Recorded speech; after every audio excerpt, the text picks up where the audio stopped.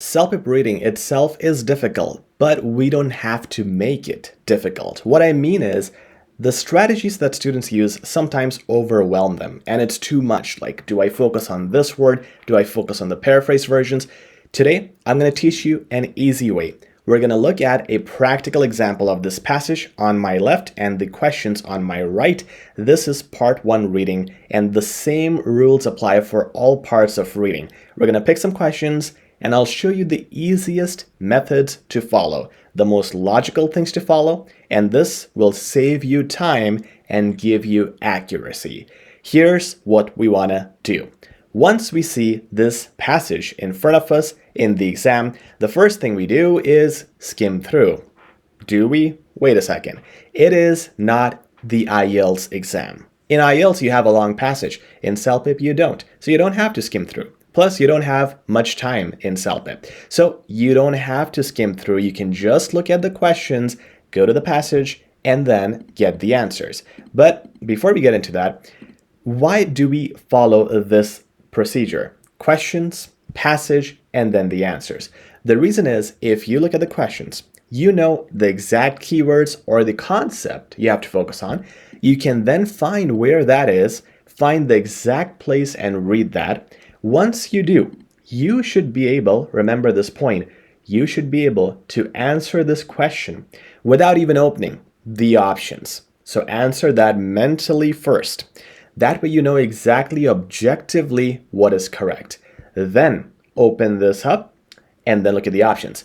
The difficulty in opening this up too early is you start to see the options and 3 out of the 4 are wrong options. So they will confuse you. Once you have unconfused yourself by objectively getting the answer, only then open this button. Okay, so the timing is really important, and by timing I also mean the timing of how you read the passage with specific parts and come back and answer. You don't have to read everything, and that saves you a bunch of time. Let's get into a practical demonstration, and I encourage you to read this with me and try to get answers before I give you the answers. The first question here, again, we're doing the simplest thing. What is the main purpose of the letter from Dr. Thomas Wendell? Simple thing would be, understand who this guy is. Dr. Thomas Weldon. It's not this guy. It is this guy at the end. And usually those are the places. Salutation at the start or salutation at the end. So Dr. Thomas Wendell is writing this letter, and he is the chair of the Department of Ethical Technology. Fine. And we need to know why he's writing, like what's the main purpose. Now, don't work on these keywords. The main purpose will never be mentioned, the keyword. He will just state why he is writing the letter. Now, where would he state that? He would state that usually at the start or at the end. So again, simple thing. We'll just read the start and the end. Okay, let's have a look. Dear Dr. Swanson, I'm writing to you in my capacity as the chair. Okay, we can ignore the rest. We don't need to know the department, so ignore unimportant details because we don't have much time. Our department is embarking upon a comprehensive exploration of ethical parameters surrounding the domain of AI. Keep it simple. Don't have to read everything. As a venerated scholar whose contributions to the discourse on technological ethics are both profound, we are eager to seek your insights. So you see how I read? You want to read the same way. Skip through some unimportant words. We're just trying to get an idea. And then that's enough to answer the question. But if we need to look at the exact words later on, we can come back and look at them. For now, we're just getting the idea to get the most close answer. So this chair is inviting Dr. Swanson, and he's saying, look, we're doing this research on AI, and you are this venerated, respected scholar. So we want to hear your insights. So they want him or her to talk about something. And as I said, let's go to the end. Let's see again if the purpose is being reiterated, which it usually is. In anticipation of your affirmative response, I would like to discuss any accommodations.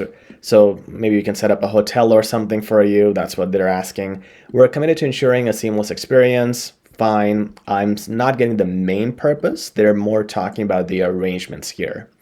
We believe that your involvement, okay, now this could be the main purpose, will not only enrich our understanding, but also spearhead unprecedented scholarly engagements that could redefine AI ethics for future generations.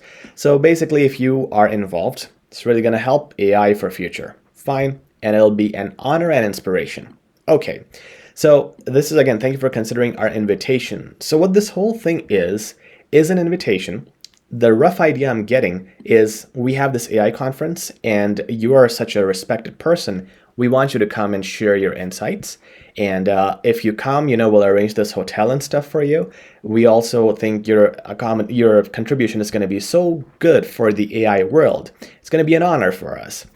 What I'm doing here is telling myself what I just read. I have paraphrased it, simplified it, and you want to do it with speed. I do it at least 3 times faster if I'm reading on my own, but while explaining, I'm kind of trying to tell you how my mind works. Okay, so I have a pretty good idea. I could open this up right now, but I want to still see if the main purpose is mentioned somewhere other than this. If there are words like, we need you to come and talk about this, or we need your opinion on this, or we need you to help us or fund us, that would be the main purpose. But so far, I kind of understand the main purpose is the invitation. So let's see. We will skim through right here and see if there's anything about the purpose, something like this. We fervently hope you could join us as a keynote speaker. So they want him to come as a speaker. And anything else like we need you, or we want you to do something, or I want you to come here, or this one we already read. So that's it. Okay, I have enough information now. I am very confident now. I know everything about the main purpose. Let me open up the options. The first option is to seek advice on a project. Could be, but this is too specific. These words, seek advice. Was there any mention that, hey, I want some advice on this thing, or we're having a funding issue, need your advice on that? Not really, but it is a close option. To invite Dr. Swanson to speak, yes, we called him to get his insights. We're eager to seek your insights.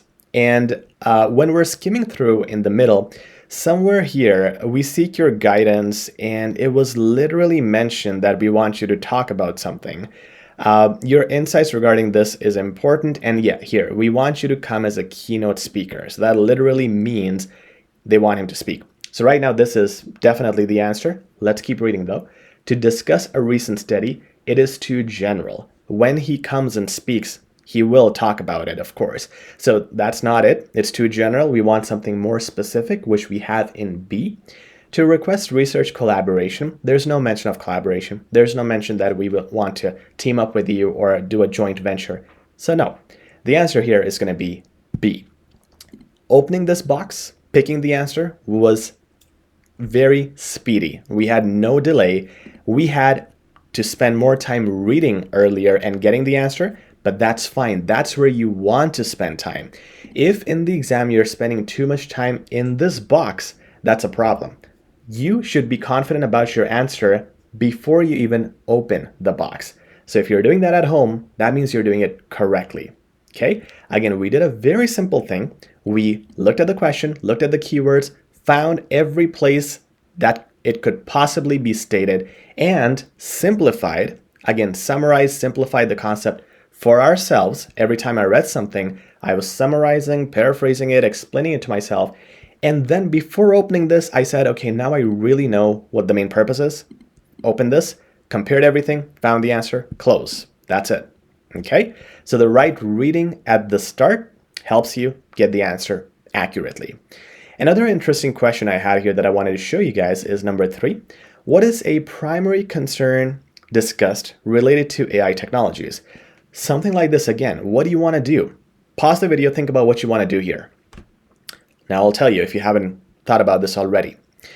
This is a primary concern. So the keywords you have to think about right away are difficulties with AI technologies, hurdles with AI technologies, or maybe some government regulations, or some research concerns, maybe funding problems with AI technologies.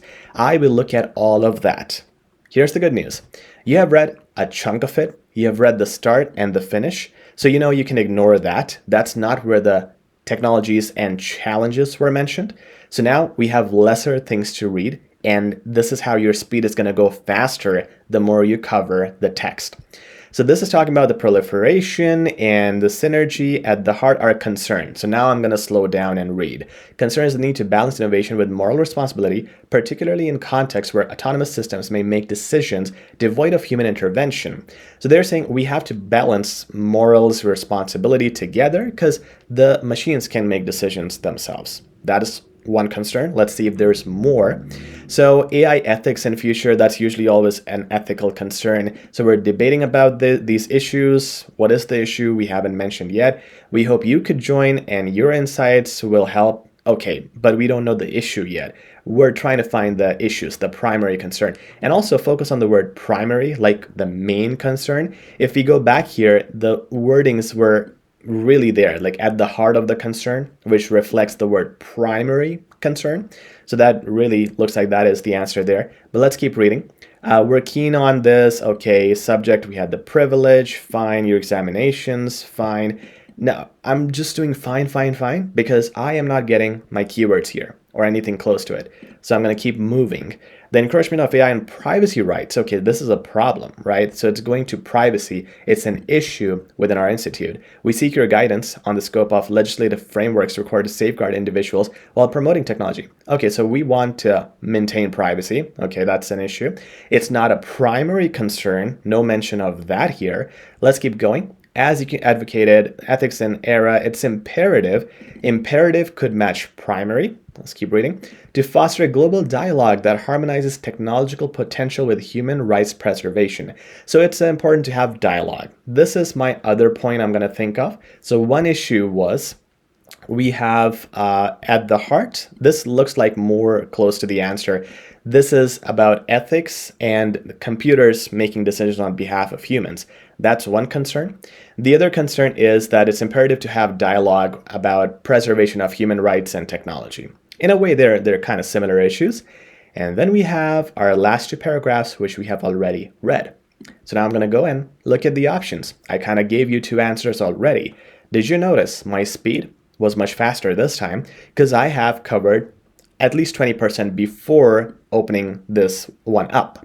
And when I go to the next one or the next one, I would have lesser and lesser time needed to read everything. Okay, let's look at the options here. Before I give you the answer, try to get the answer yourself. Okay? Now let's get into the first option. The speed of technological development, there's no problem with speed. That's not an issue. Ethical decision making by machines, yeah, that's very clear. That was mentioned when they said at the heart our concern is, and the decisions where human intervention is kicked out of the door. So that is an ethical concern. That's definitely the answer. Let's keep reading. Employment issue, there's no employment issue mentioned.